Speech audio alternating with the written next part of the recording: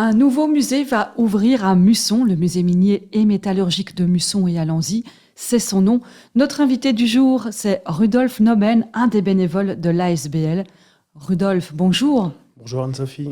Alors ce musée, vous nous l'avez fait visiter, il est impressionnant, sur 800 mètres carrés, il s'étend ce musée. Cette collection, elle vient de où ?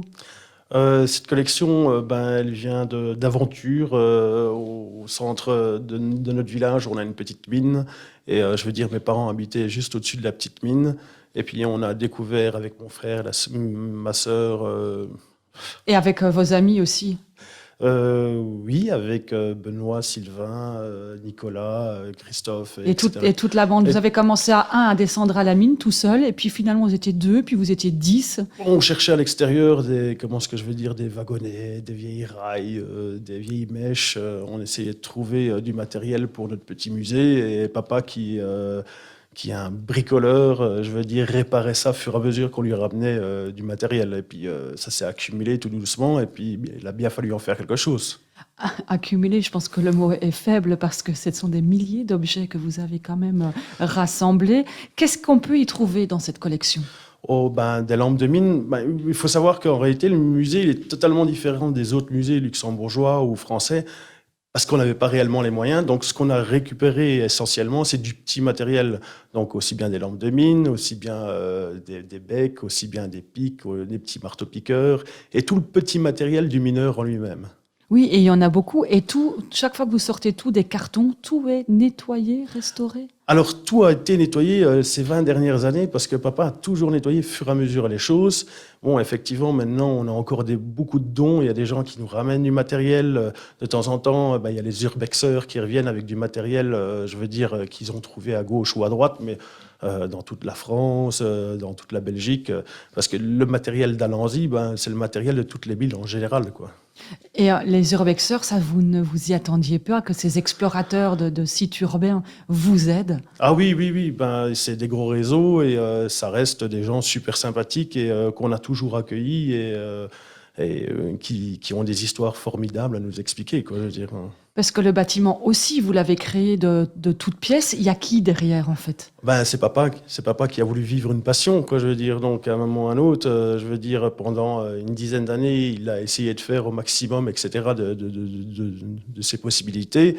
Et là, depuis quelques années, on a une petite équipe de jeunes, de moins jeunes. Une petite équipe, il y a en tout une cinquantaine de personnes. Oui, c'est ça, oui, une cinquantaine de personnes qui travaillent d'arrache-pied sur plein de sujets différents, quoi, Et d'arrache-pied, c'est 7 jours sur 7, quasi tout le temps qu'il y a quelqu'un au musée, le soir après le travail, le week-end. Oui, effectivement, on y est souvent pour l'instant, parce qu'on aimerait bien quand même correctement ouvrir l'année prochaine, début de l'année prochaine, mais la tâche est tellement grosse et il y a tellement de choses à faire il faut vraiment qu'on s'y mette, quoi. Je veux dire, on y est tout le temps, quoi.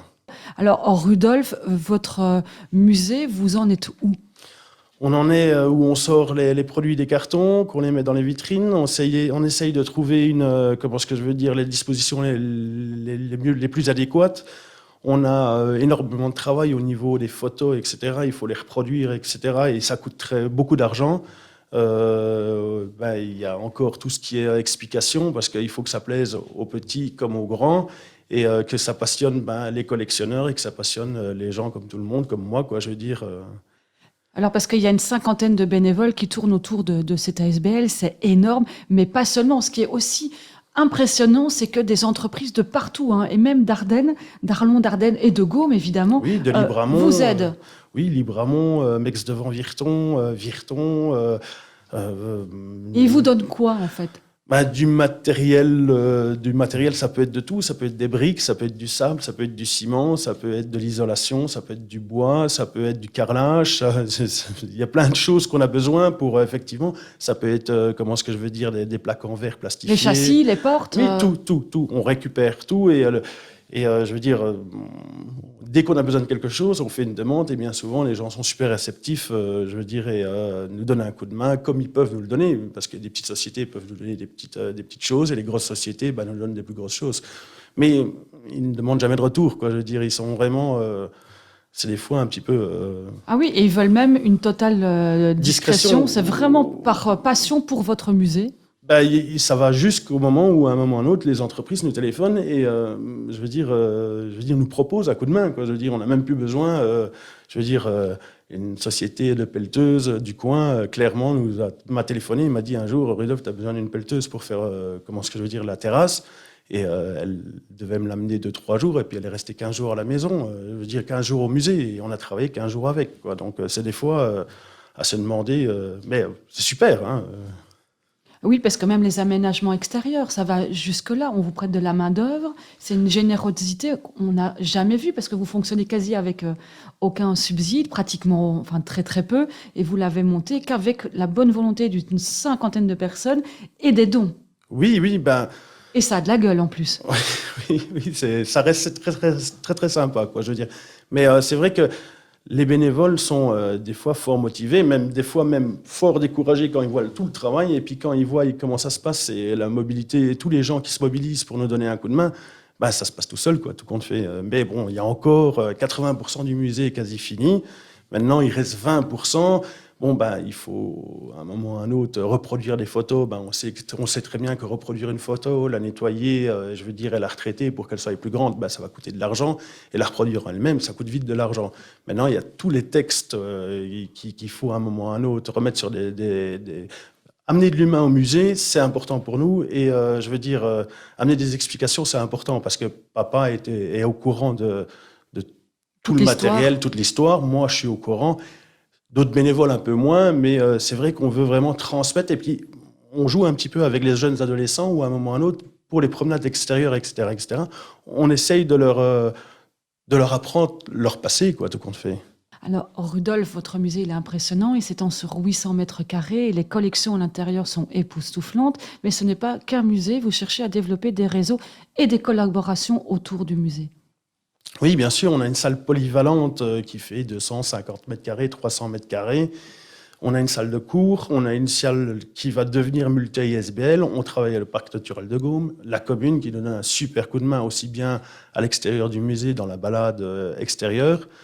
Parce que ça, on vous parlait des balades extérieures, c'est important aussi pour vous parce que vous mettez en place des circuits pédestres autour du thème de la mine. Oui, bien sûr, qui sont guidés par les adolescents qu'on parlait là 5 minutes. Et c'est une façon d'ouvrir le musée avant l'ouverture, quoi. Donc, on a possibilité de faire des choses, on accueille les gens, on va faire un tour dans le bois et on leur explique tout compte fait leur histoire, quoi.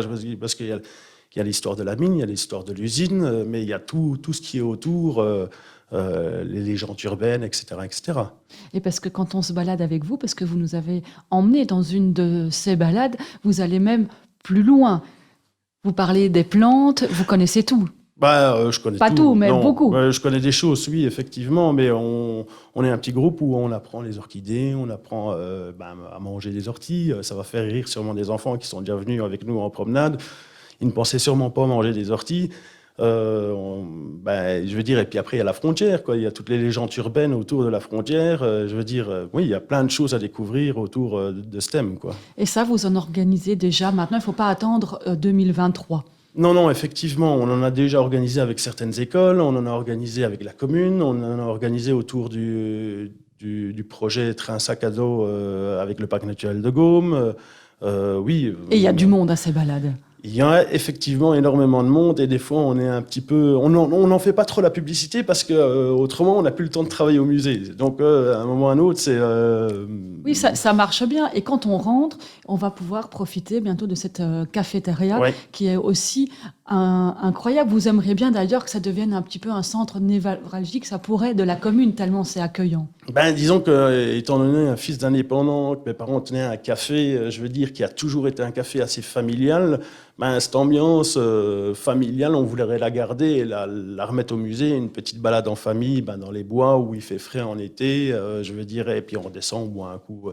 Ça reste très sympa, quoi, le contexte s'y prête bien, quoi.